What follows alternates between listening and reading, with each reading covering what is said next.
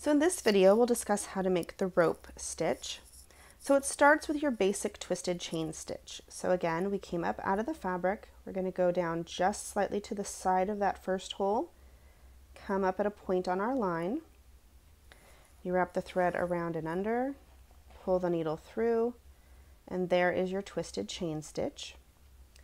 Now with the twisted chain stitch on its own, you're going back down at the same level that you came up.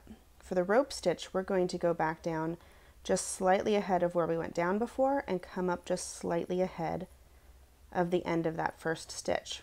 Wrap and go under, pull it to make a second twisted chain stitch, and you'll see that those diagonals of that twisted chain start to stack against each other looking like a rope.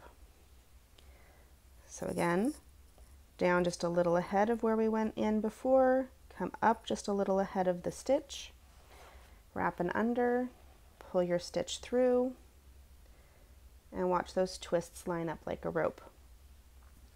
This is a really great stitch if you want a little bit more dimension to a piece.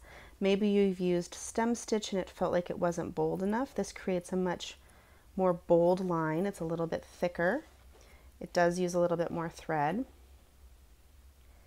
And you can also see that from the side there's a lot of thread right here, so it's a very dimensional stitch. It's more raised and it just gives it that nice little twisted rope look to your stitches.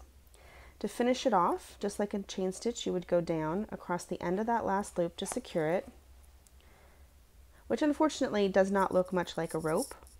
So you may want to just come up slightly ahead of where you started the last stitch and do a single straight stitch right across the end to hide that little loop. And that way you can end with something else that looks like a rope instead of a chain. And that is how you do a rope stitch.